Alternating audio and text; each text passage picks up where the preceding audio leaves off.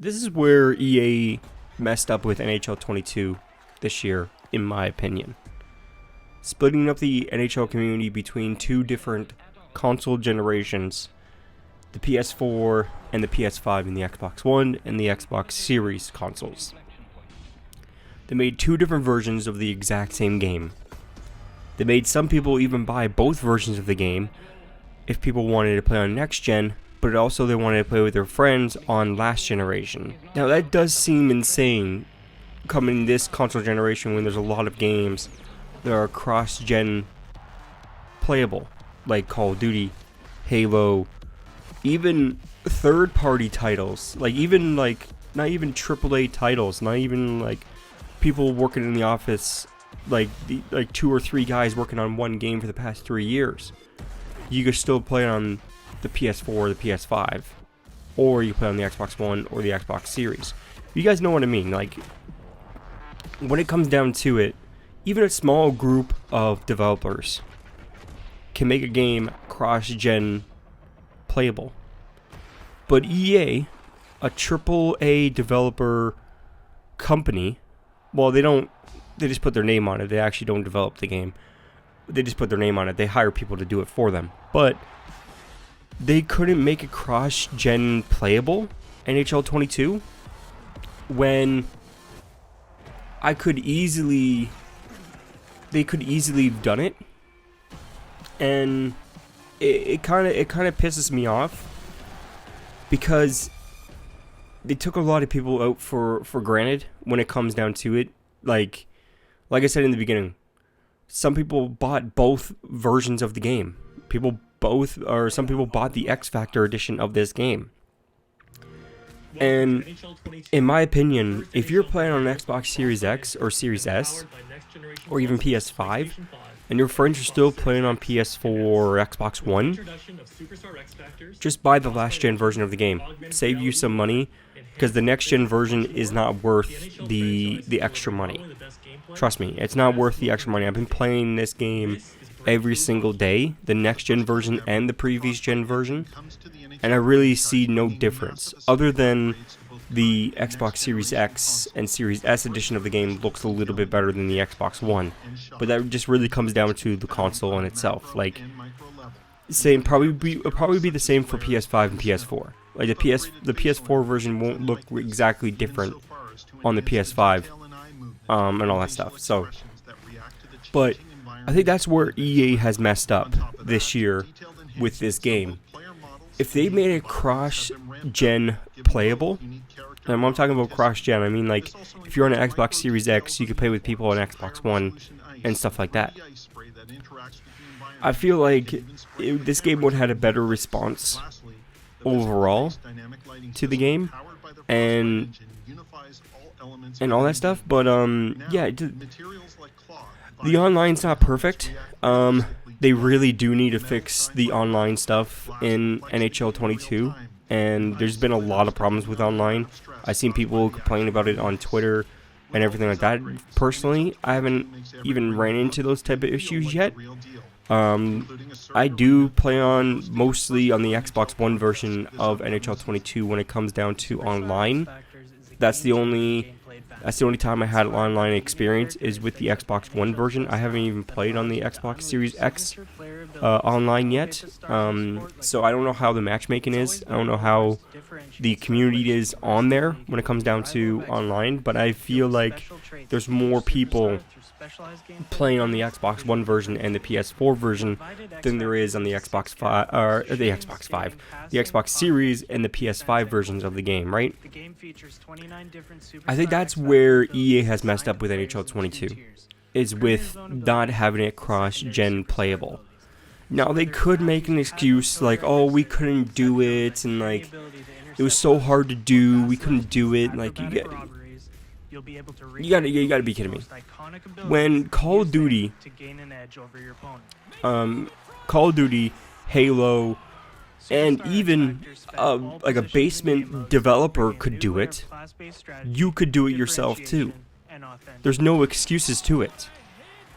they could have well made this game cross-gen playable. And the reason why they didn't is because they wanted to charge over $100 plus for the X Factor edition to make you buy it. You're like, oh, I'm getting 2 games in one. No, you're getting the exact same game. You're just getting the exact same game. It's just the next gen version has slight improvements to the graphics and frame rate. That's pretty much it. That's all you're paying the extra whatever $30 or $40 for. It's absolutely ridiculous. To me, it's absolutely ridiculous. And for me, as a content creator here on YouTube, I got both versions of the game to see if there's any difference, but also I could still play with my friends on the Xbox One. But I only use the next gen version of NHL 22 to record NHLB Pro or any other videos that I do for NHL 22 here on this channel. That's the only time I'm using NHL 22 next gen. Other than that, I'm using the previous generation, because I game share with my friend who still is on an Xbox One, and he's trying to get a next gen version of the console. Currently cannot get it because of stock and whatever, sold out and everything like that. But everybody knows there's a lot of problems with that right now. But since we game share, I have to get both versions of the game.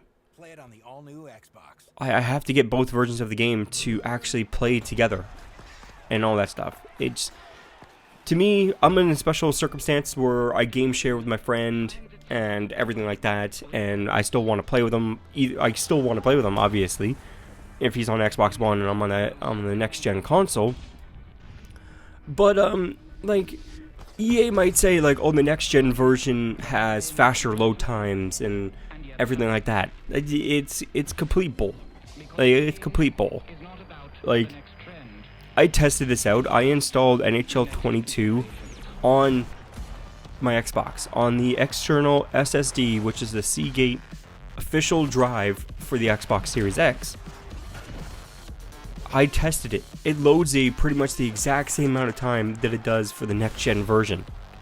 There's really no difference between the Xbox One version and the Series X and Series S edition of the game. That's where they messed up. I think that's where they really messed up when it comes down to splitting the NHL community apart. Now, a lot of people might point out in the comments that EA messed up in this area of the game, or this area of the game, or this area of the game. I feel like this was the biggest one, because they charged people more for the exact same game twice. Even though we do that every single year, we pay for the exact same game every single year. This one kind of hit differently because there are 2 of the exact same games, but just one has a PS5 logo and one has the Xbox Series X and Series S logo on the game. And we're like, oh, that version's got to be better. It's not. It's pretty much the exact same as the Xbox One version. So what I'm trying to say here is, if you're looking to buy NHL 22 and you're on an Xbox Series X or PS5, I highly recommend you get the last gen version of the game, the PS4 and the Xbox One edition, because I feel like there's going to be a lot more people playing online, especially if your friends are still on the last gen consoles.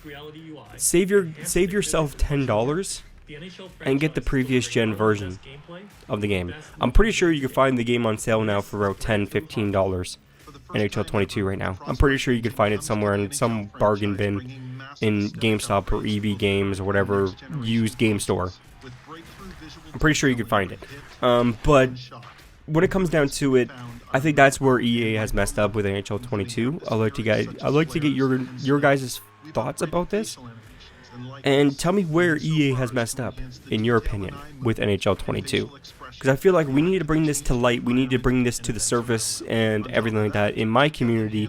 I really want to bring that up in my community and everything like that. So put in the comments below on where do you think EA has messed up, and I'll probably do a follow-up video or a part 2 to this video, like reading your guys' comments and everything like that, and giving you guys my opinions on your opinions. So we kind of go back and forth, we kind of go back and forth. But anyways, my name is Justin or Prez. I'll see you guys in the next one. And to finish off this video, this is strictly my opinions and my thoughts about NHL 22. I still love the game. Like, I still play it. Obviously, I still play it every single day. I play Be a Pro every single day. Be a Pro is great. They need to make some improvements to the gameplay itself and some of the bugs and all that stuff, the glitches, as every other game. But I feel like EA is never going to update this game ever again. After the roster update, after the roster sharing update, I think that's it for updates for this game. So yeah, once again, my opinions and all that stuff. So make sure you guys follow me on Twitter, Instagram, TikTok, and my Discord server is linked down there in the description down below. My name is Justin or Prez, and I'll see you guys in the next one. Peace out.